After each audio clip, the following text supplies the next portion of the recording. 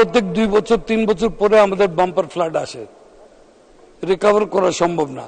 2022 সালে যে ফ্লাড এসছে এটা এখন পর্যন্ত আমরা কিন্তু রিকভার করতে পারিনি। 2024 সালে আরেকটু বড় ফ্লাড চলে এসছে। বিশেষ করে এই অঞ্চলে একটি স্পেশাল প্রজেক্ট করা উচিত। মাননীয় সদস্য জনাব ইমরান আহমেদ, 232 সিলেট 4, আপনার নির্ধারিত সময় 5 মিনিট। মাননীয় স্পিকার, আপনাকে ধন্যবাদ। আপনাকে আমি প্রেসারে ফেলবো না, যেহেতু আমি আপনার লিমিটেশন জানি, আর আমাদের লিমিটেশন হলো যাদের জন্য আমরা কথা বলবো ম্যাক্সিমাম তো এখানে হাউসে নাই। তো খুব সংক্ষেপে আমি 2-4টি কথা বলবো আপনার জন্য। বক্তব্যের শুরুতে গভীর শ্রদ্ধার সাথে আমি স্মরণ করছি 1000 বছরের শ্রেষ্ঠ বাঙালি জাতির পিতা বঙ্গবন্ধু শেখ মুজিবুর রহমানকে। স্মরণ করছি বঙ্গমাতা শেখ ফজিলাতুন্নেসা মুজিব সহ 15ই আগস্ট কালো রাতের সকল শহীদানকে। স্মরণ করছি জাতীয় 4 নেতা ও মহান মুক্তিযুদ্ধের সকল শহীদানকে। মাননীয় স্পিকার, জাতির পিতা বঙ্গবন্ধু শেখ মুজিবুর রহমানের স্বপ্ন সোনার বাংলা তথা মাননীয় প্রধানমন্ত্রী জননেত্রী শেখ হাসিনার স্বপ্ন লালিত সুখী সমৃদ্ধ উন্নত স্মার্ট বাংলাদেশ বিনির্মাণে অঙ্গীকার নিয়ে আমাদের অর্থমন্ত্রী বর্তমান বৈশ্বিক অর্থনীতির বৈরী পরিবেশে একটি বাস্তবমুখী বাজেট পেশ করেছেন। আমি বিশ্বাস করি মাননীয় প্রধানমন্ত্রীর দক্ষ নেতৃত্বে আমরা এই বাজেট যথাযথভাবে বাস্তবায়ন করতে সক্ষম হব। মাননীয় প্রধানমন্ত্রীর স্বপ্ন হল গ্রামকে শহর বানানো তথা এসডিজি অনুযায়ী লিভ নো ওয়ান বিহাইন্ড বাস্তবায়ন করা। মাননীয় স্পিকার, আপনি জানেন সম্প্রতি আমার নির্বাচনী এলাকায় ভয়াবহ পাহাড়ি ঢল ও বন্যায় প্লাবিত হয়েছে। যেহেতু অনেক গ্রামীণ রাস্তাগুলি বিলীন হয়ে গেছে, তাই এখনো অনেক মানুষ বন্যা দুর্গত। আমি আন্তরিক ধন্যবাদ জানাই মাননীয় প্রধানমন্ত্রীকে যে উনি দুর্যোগ ব্যবস্থাপনা প্রতিমন্ত্রী এবং পানি সম্পদ প্রতিমন্ত্রীকে পাঠিয়েছেন এলাকা পরিদর্শন করার জন্য। আমার বিশ্বাস এই পরিদর্শনের কারণে বন্যা পরবর্তী পুনর্বাসন ও সংস্কার কাজ দ্রুত গতিতে ইনশাল্লাহ হয়ে যাবে। মাননীয় স্পিকার,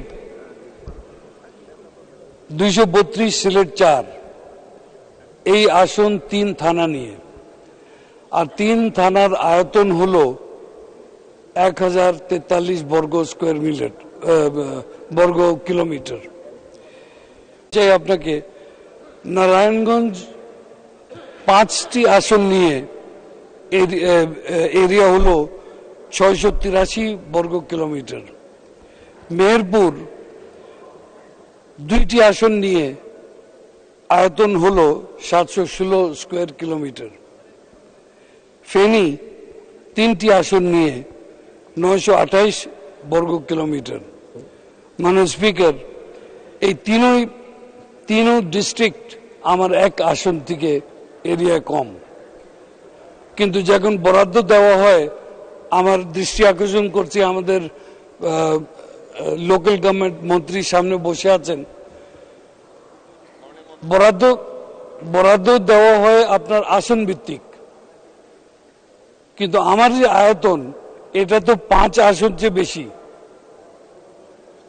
তো ওই আসন ভিত্তিকে তাহলে আমার ওখানে গিয়ে তো মানে এই যে গম যেটা দেওয়া হয় ওটা কিন্তু ওই ছিটাতে কিন্তু কাম শেষ। আমি এখানে অনুরোধ করব যে বরাদ্দ হওয়া উচিত, বিশেষ করে অবকাঠামোর জন্য এটা কিন্তু আয়তন ভিত্তিক হওয়া উচিত, নট জনগণ ভিত্তিক যেভাবে করা হয়। বিকজ সেখানেও তথ্য যেটা দেওয়া হয়েছে প্ল্যানিং মিনিস্ট্রি থেকে, কি বলে বিবিএস থেকে, যে পভার্টি লেভেল কি কি ওরা যে হিসাব করেছে, পভার্টি লেভেলের কথা বলি, এই গত কয়েক বছরে আমার এলাকার যে পভার্টি লেভেল 2016 ছিল 16.16, 2022 সালে পভার্টি লেভেল আপনার হয়ে গেছে 17.4, বেড়ে গেছে। কেন?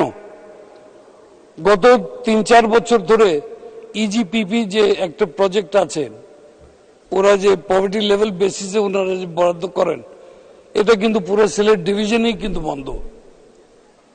বলা হয় কিন্তু ওখানে সব বড় লোক আছেন, বড় লোকের মধ্যে যে বড় যে কোনো এলাকা ধানমন্ডির মধ্যে বা গুলশানের মধ্যে যে আপনার বস্তি নাই, এটা কিন্তু কেউ হিসাব করে না।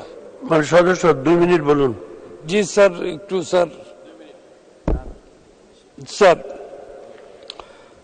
তো প্রতি বছর যে বন্যা হয় আমরা কিন্তু কোনো ওখান থেকে পরিত্রাণ কিন্তু পেতে পারি না, বিকজ কোনো কিছু ওখানে যাওয়া যায় না। বাম্পার ফ্লাড প্রত্যেক 2 বছর 3 বছর পরে আমাদের বাম্পার ফ্লাড আসে, রিকভার করা সম্ভব না।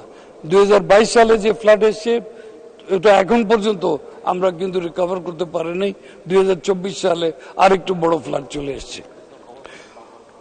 মানে স্পিকার, এখানে আমি অনুরোধ করব দ্যাট আমাদের জন্য বিশেষ করে এই অঞ্চলে একটি স্পেশাল প্রজেক্ট করা উচিত, বরাদ্দ দেওয়া উচিত, যাতে আমরা একটা স্পেশাল স্কিম করে এই ফ্লাডের জন্য আর অবকাঠামোর জন্য আমরা কিন্তু একটা ব্যবস্থা করতে পারি। মনে রাখতে হবে এই কনস্টিটুয়েন্সি বারবার কিন্তু আওয়ামী লীগকে কিন্তু জিতিয়ে এনেছে। এই কথাটাই কিন্তু যদি আমরা মনে রাখি, এখানে এটা ওদের হক বলতে গেলে আমার কনস্টিটুয়েন্সির হক দ্যাট এই পরিত্রাণ যে ওরা যে পায়। মানে স্পিকার, আমি আরেকটি সাবজেক্ট নিয়ে একটু বলতে চাই। আমার এলাকা আপনারা সবাই জানেন যে পাথর উত্তোলনের জন্য, কোয়ারির জন্য কিন্তু নাম করা। আপনি কোম্পানিগঞ্জ বলেন, গোয়েনঘাট বলেন, জয়ন্তপুর বলেন, সব জায়গায় কিন্তু পাথর কোয়ারি আমাদের অনেক আছে।